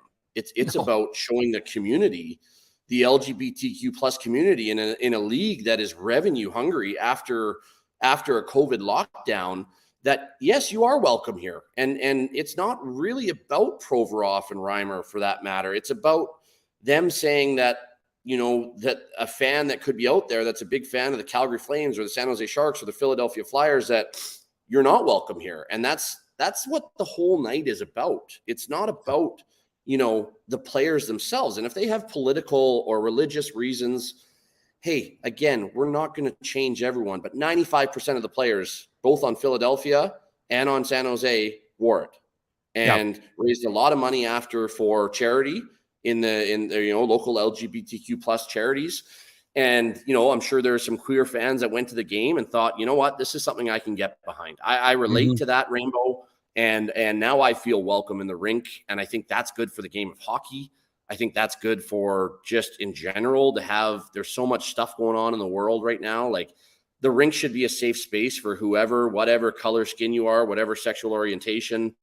And we're not going to change the minds, but I think we've kind of gotten off path that, you know, that Scott Laughton and James Van Riemsdyk hosted a great night there with queer youth. You know, I think in our society, we go to the negative squeaky wheel, and it's like, well, one person didn't. And it's like, okay, that was his choice. Like, you know what? At least we're in the majority now that are on board with it, and we're having conversations about it, because I don't think that would have happened 10 years ago, right? You never saw pride jerseys 10 years ago. And so we're moving the needle, right? Is everyone going to be on board? No. Is everyone on board with everything that happens in the world?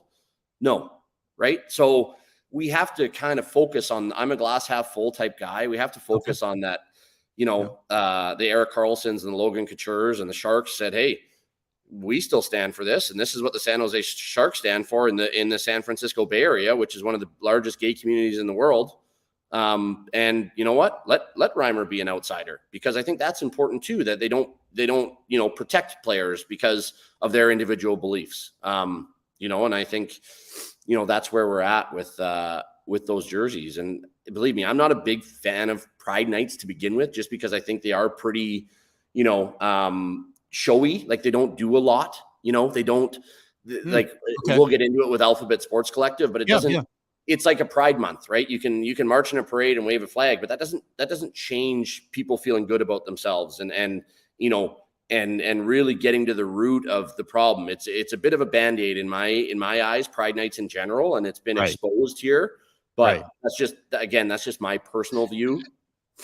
Yeah, listen, we were texting back and forth last night, and I said this is going to be a different interview, and far be it for me to lecture you about the Pride Nights, but I just, and what really bothered me about Minnesota, what really bothered me about the Rangers is because I've seen it in the community, I've seen it around people that I've worked with.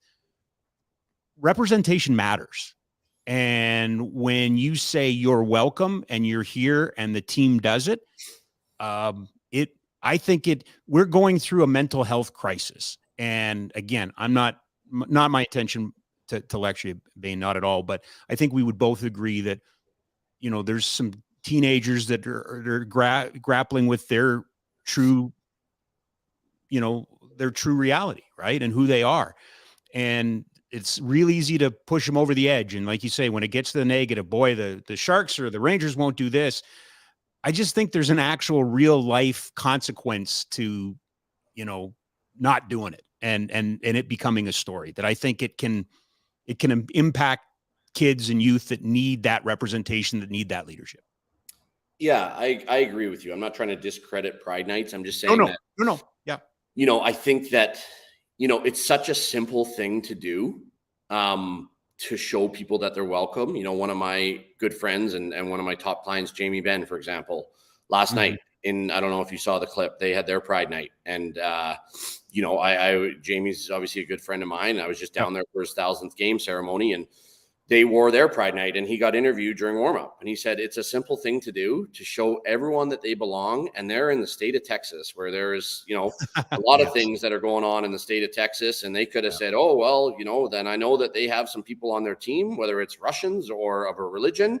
But I'm sure Jamie just said, hey guys, this is one night for 15 minutes that we're just going to show everyone that they're welcome here. And it's not a sweat off our back. We get paid lots of money. And you know what, if this jersey raises 10 grand for a charity, then I'll be it, and I really want to amplify good things like that don't get news, and Jamie was interviewed and said, it just shows that the Dallas Stars are welcoming. And we already talked about it, but I think the negative gets amplified. Whereas, we can, the Edmonton Oilers are about to have their Pride Night, and Connor was asking me about it, and Leon and those guys, where like there's guys that want to make a difference and show that they support the community. And I think, we need to amplify those, because frankly, we're not going to change everyone's mind or outlook or views or religion or whatever you want to call it, why they don't support it. Then, hey, that's the way it is. We're not going to change everyone's mind. And we're not looking to change minds. No. We're trying to say, hey, you as a fan in the LGBT community want to come to a Calgary Flames game? Yes, we will celebrate you for one night, and you will feel welcome and endorsed and see your favorite player wearing something that you tie to. And that's as simple as that. Yep. I thought you mentioned the Brian Burke quote, and I'm cherry picking a line out of it, but this is the one that, players would, I wish players would understand that the Pride sweaters are about inclusion and welcoming everybody. A player wearing Pride colors or tape isn't endorsing a set of values or enlisting in a cause. And again, credit to Berkey, it's credit to you in that way too. So let's take a lead from you and let's talk about something positive. Tell me about the Alphabet Sports Collective. Yeah. So Alphabet came about, obviously after I came out. Really, I was sitting there, and in my fears, I said, well, I don't know anyone in hockey that's gay. So I Googled gay hockey player, and Brock McGillis came up. And he's the co-founder with Alphabet Sports Collective. I phoned him, or I DM'd him, and he said, hey, yeah, you know what? It's been great, but there is some challenges, and you know what? It'll be okay. And I did this 4 years ago, and you know what? And Brock and I have become really good friends since. I don't think it's coincidence that 3 months after my coming out story came out, I got a message from Luke Prokop in my Twitter mentions saying, hey, can we have a chat? Yep. I saw your story. and now with you and Brock out in the game, I want to be the first player. So Luke and I have formed a friendship through that. So the real reason behind Alphabet Sports Collective is there was no, the community often operates in silos because it is this disguise. It's not a visible, presenting as gay. People don't know in people's shoes. I waited till I was 32 to come out of the closet, right? Mm-hmm. So, I'm sure I've heard some language and used some language that probably kept me in the closet, traveling the world with Team Canada. The old "that's so gay" or the F-bomb or whichever. Yep. And so by operating in silos, everyone thinks they're alone. So with Alphabet, what we want to do is really focus internally and create a hub and a community for those that are a member of the queer community that want to be involved in the game, whether it's as an agent, a broadcaster like yourself, a coach, a player, to show and educate and get people feeling good about themselves. Because when you see nights that happen, you sink back down in your chair a bit. And if you think you're about to come out, oh, well, maybe I'm not welcome. And, I don't want to be that, that outlier that's going to face hate. No one says I want to, announce something and then hear a bunch of hate about it and get DMs and, stuff like that. Because in social media now, everyone can come at you pretty quick. And so Alphabet's all about empowering the queer community that want to be involved in the game. And through our ambassador program, getting people feeling good about themselves and then mobilizing them to be a broadcaster, to be an agent, to be a coach, a trainer, whatever. Those that don't think that they have a place in the great game of hockey, like I didn't, to show them that there is a community that can help you, empower and feel good about yourself and then mobilize to be out there. And I think the more minds we have around hockey, queer or straight or of color or whatever descent or creed you are, that's only going to make hockey better. And instead of, people being pushed away from the game, like we've seen lately, I think Alphabet Sports Collective is all about bringing people in and showing, that they do belong and that, they can thrive in the hockey world. And I think that's our kind of mission here. Tell me about the importance of your board of directors. I recognized a few names on there, but I believe Marco De Bueno's on there from Jumpstart. There's some pretty significant players involved in this.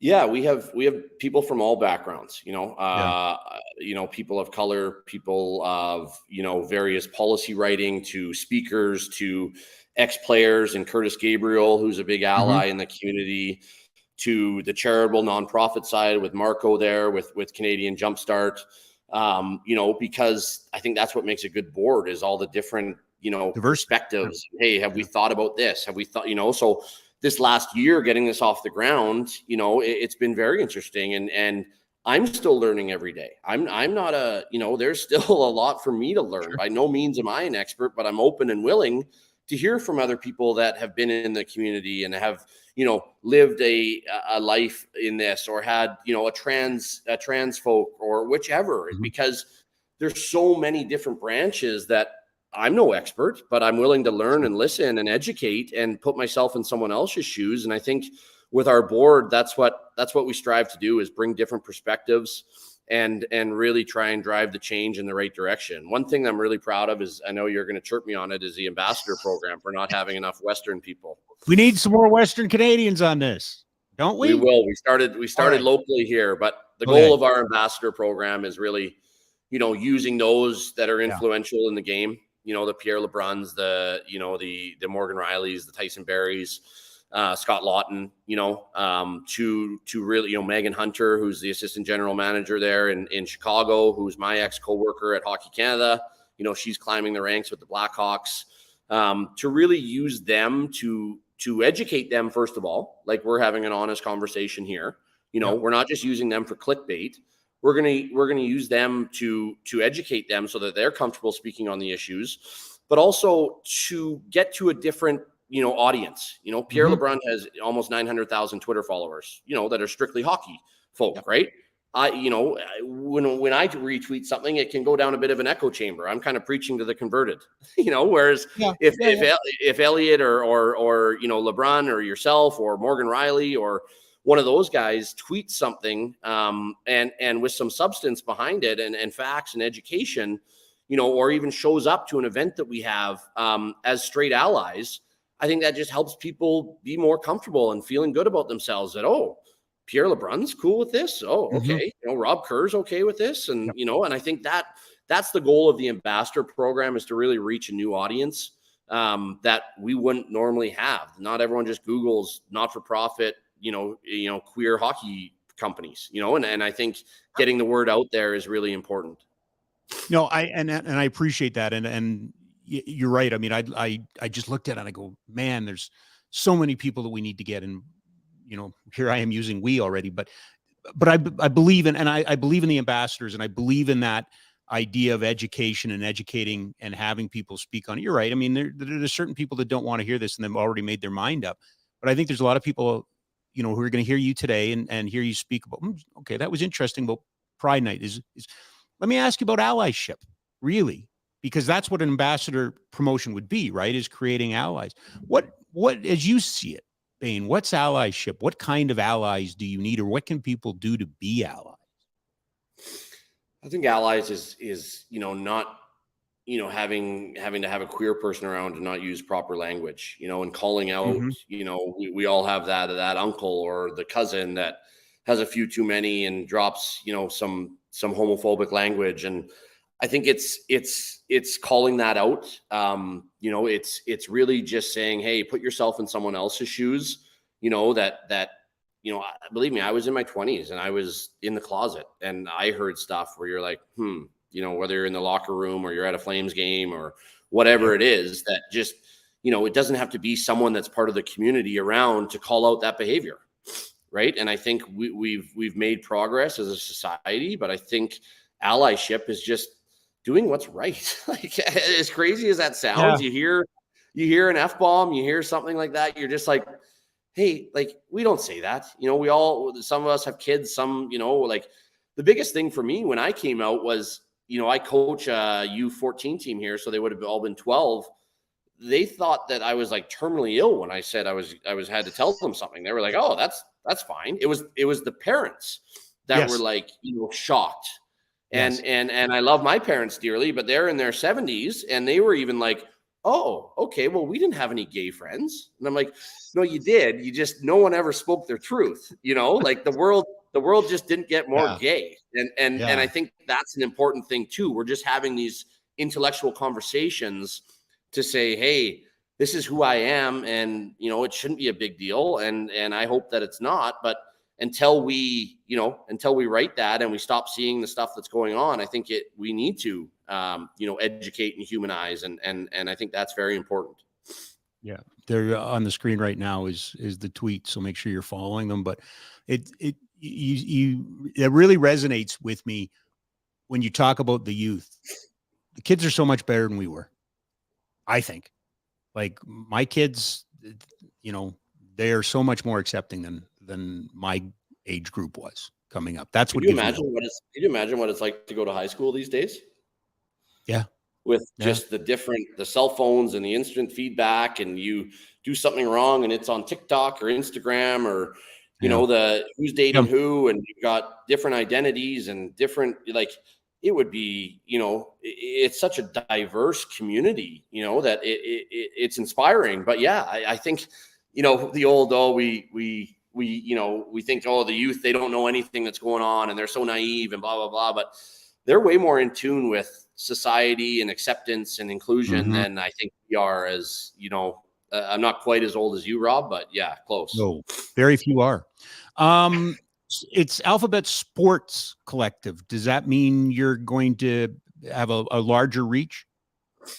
Yes. And just on the alphabet, on the naming of it, because I get asked every once in a while, is because, those that are kind of against the community kind of say, oh, it's the alphabet mafia. What letter are they adding today? LBGT, 2+, so we've reclaimed that and just said, you know what, we're proud to be the alphabet because we're going to keep evolving as the world grows. And so that's with Alphabet Sports Collective. And yes, it is sports, not hockey directly, because we want to, drive this change, whether it's softball to basketball to field lacrosse, you name it, golf. We're not the only sport that deals with this, that is behind, I think, in society on inclusion and diversity. So yeah, that was a strategic name of Sports Collective and not just hockey. But I thought I'd throw in that why we call it Alphabet, because some people wonder that. Well, to be perfectly honest, I love it because it's, it's pushing back, right? Like it's, we had this, conversation a couple weeks ago about Minnesota. Well, what social media did right away. And so immediately you get labeled woke or lib, or we got to own the lib or what. And I'm like, I've always voted as a conservative. I don't vote right now because there's nobody represents me, but all of these terms and these derogatory things to shout you down. So I love the fact that, yeah, okay, we're going to be the Alphabet. I like it. It's a kind of a middle finger back to everybody, right? In a way. Yeah, like, Not hey, everybody, again, but like, you know what I mean. You got to have fun with it too, right? Yeah. Like if they're going to use that as weaponizing, then hey, sure, we'll call ourselves the Alphabet Sports Collective. And I get that all the time too, Rob, about being woke and this and no, why do we need to have these conversations? And it's as simple as letting people feel good and comfortable and not feeling hate if they go to the rink. And that's, you fill in A or B on the end of that of reasons why, but that's really what it comes down to, is people feeling safe and welcome as you would want to. You're looking for ambassadors. What else do you need? What else can you use? What else would help move the Alphabet Sports Collective ahead? Yeah, we're looking for volunteers. Our handles are at ABCS Collective. For both Twitter, Instagram, and social. We're looking for volunteers at events. We're also looking for members of the community that need help and don't have somewhere to turn, and come and shoot us a message, and we can help out. That's why we did this, to focus internally on the community. Yes, we will have some external, events and fundraising and all that, but donations and all of that. But we are, alphabetsportscollective.com. And you can see what we have going on there. And I just think, whether you are an ally, whether you need help, whether you are questioning things, there is, hockey is a great game and it's a great place for everyone. And I hope that I can be living proof of that you can be, your true self and thrive in the hockey world. And I think that's the biggest thing, is we just want to get people feeling good and motivated and get out there, because you never know who the next leading scorer of the National Hockey League or the next great broadcaster is. And their sexual orientation shouldn't have anything to do with that. And right now we're turning people away from the game. And I think we need to be more welcoming for people to join the game, and happy to champion that with Alphabet. This was awesome. Bain, I appreciate this. Thank you for giving us your time today. I know I went a little longer than I thought I would, but it's such an important cause, such an important conversation. What I appreciate is that the nice pushback and kind of the reality that you brought to it too, which helps, because I think sometimes, again, it's so easy for a guy, get on his high horse and thou shalt and you should and all of this, but it was a healthy dose of reality you brought here today. So I really appreciate it, my friend. Yeah, well, I appreciate you for amplifying that, and happy to hop on anytime. And let's see if the old Flames can sneak into the playoffs here. Well, we talk about it every once in a while, so you never know. You never know. I know. I was tuning in before with yourself there, and it's the common, it's the common theme there. But we'll see. I'm pushing for Nashville now, though, so we may have some conflicting. Yes. No. I don't blame you at all. Bain, thanks for doing this, man. Hey, thanks, Rob. There you go. Bain Pettinger, kind enough to join us today. He is a player agent, and I really enjoyed that part of the conversation as well. It's a little behind the scenes there with Tyson Berry and what he goes through with Creative Artist Agency, CAA, and also a director with the Alphabet Sports Collective. What else do I need to tell you? Afterburner tomorrow night following the Vegas game. Boomer and I will be on as soon as that one ends, and jump on and we'll talk about it. And, if it needs to be therapy, it'll be therapy. If it doesn't need to be therapy, it won't be therapy. Coming up this week, Friday, Eric Dahachuk from The Athletic in studio, brand new, minted, just found out, going into the Canadian Football Hall of Fame, friend of the program, Vicky Hall. Monday, because you should always pay attention to who's ahead of you in the line at Starbucks. You should always be paying attention. I ran into Andrew McBride today. that Andrew McBride, former Calgary Roughneck great, now coach with the defending NLL champions, the Colorado Mammoth. He's done a lot in this community for growing the game of lacrosse. He's very passionate about the sport, but he's also hilarious and fun. He's got some great stories, and we're going to bring him in next week. Speaking of passionate, fun, and full of stories, Marco Carducci from the Cavalry, Cami Kepke will be with us. And if you didn't catch it, I'd encourage you to please go back and listen to Kelsey Snow from Monday. That was, it was an interview that it can be a little hard at times. Trust me, it was hard doing it at times, but it was so important. And I really appreciate the feedback we've gotten. And I know that a lot of people appreciated it. So if you didn't, you can go back and check it out. All right, final mile. Let's wrap her up, shall we? One of the good guys in the game, friend of the program, just Mr. Calgary Flame, Craig Conroy, will be joining Team USA's management team for the World Championships. Interesting, his general manager, Chris Clark. Yes, that Chris Clark, former Flame Chris Clark. We were talking about 84. Clark was a big part of that team. So Craig Conroy rejoining his former Flames teammate, Chris Clark, and they will be leading Team USA at the World Hockey Championships. I wonder if Johnny Gaudreau is going to play on that team. He will be available. And there'll probably be Blake Coleman. Well, maybe not if he makes the playoffs.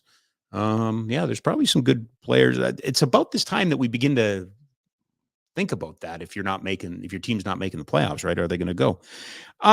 We didn't get to see it yet. I'm hoping that changes. But last night on HBO's Real Sports, I believe with Bryant Gumbel, which was broadcast in the United States of America, two Calgary stories. Harnarayan Singh profiled for the work that he's done. The first with bringing Hockey Night in Canada in Punjabi, and then to his transition to Hockey Night in Canada on the main network. He was profiled. And then another story on Chris Snow and his work. And he continues to, as we know, battle with ALS, continues to work, continues to raise his kids and his family, and his lovely wife. She was our guest. But I'm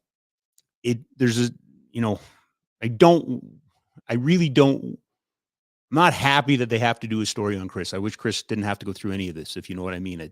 Nobody should go through this. I hope that this terrible disease, and I believe he is actually, he and Kelsey are zooming in to congressional hearings or FDA hearings today on the drug that helped Chris. So they're actively being advocates. I wish they didn't have to go through it, but it does say something about our tiny little town.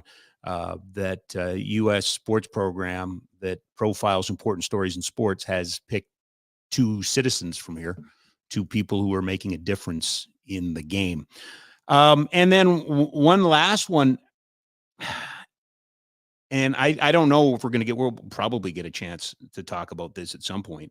But the Quebec Junior Hockey League is formally banning fighting in junior hockey starting this fall. This is not new. It's somewhat presented as breaking news. It's not. During COVID, junior hockey teams across the country received some forms of aid and funding to keep the doors open. And at the time, Quebec was tying their bailout money or COVID money, whatever you want to call it, to some changes. And that was one of them. And we will see junior hockey played in this country without fighting. What does that mean in the Memorial Cup? Smarter people than me. I believe if you watch Hockey Night in Canada this past Saturday, Jeff Merrick had a quote from Ron Robinson that they have no plans to change. At some point, I want to have a conversation about this. I just haven't made up my mind on it because there is a history of me being rabid and over the top and big into fighting, and it always has to be part of the game. And I think of guys like Bruce Dobing and and others that have asked why, and it was so easy to shout them down and so easy to say that they were, call them names, not even really have a substantive argument, just call them names. I'm not sure where I feel on this. I don't know if it belongs anymore. What I do think is that I was wrong. I thought fighting was going to be not mandated out of the game, but insured out of the game. I thought that we'd get to a point where insurance would have just precluded, the tepid approval of fighting with the kind of the minimal rules we have. I thought the insurance world was going to take care of that, but that hasn't happened at this point. It's now, in a sense, the Quebec government is doing it there. Will it be something that, the numbers are just not where they used to be. It's not part of the game. We are now into the minutia of debating whether or not, there should be an instigator for, a fight after a hard hit and that kind of retaliation. We were talking to Peter Maher earlier in the program about Wayne Gretzky and what he was able to achieve in the 80s. Well, it was a completely different game. There was 4 or 5 times a year, Wayne Gretzky and some other small guy from the other team just sat there together watching the rest of their teammates in a line brawl that took 25 minutes to 45 minutes to clear up on the ice. We talk about the speed of play and the length of games and things like that. It was not out of the realm of possibility that a game would be halted for a better part of a half hour while you were, cleaning up a Donnybrook. That's not the game anymore. Having said that, I understand that the traditional part of it. I understand in a way where I think it came from. So we have to have that conversation too, because that's another change coming to the sport. Listen, I really appreciate the work of Mark Prince today. Gav, our outstanding producer, little technical hitch on our end at the beginning, but we got on and we certainly got Pete on back where he needs to be. Excited to have Peter Maher joining us every other week, and he'll be back in a couple of weeks. It was a lot of fun. Hope you enjoyed it. Again, if you like the program, tell a friend. If you're so moved by the program, go and rate us, give us 5 stars, all that sort of thing. Whatever, whatever you like to do, we would appreciate and tip our hat to you for doing that. We're back on Friday. Looking forward to the guests. Have a great couple of days. Flames back in action tomorrow night. I'll see you on Afterburner. See ya, everybody.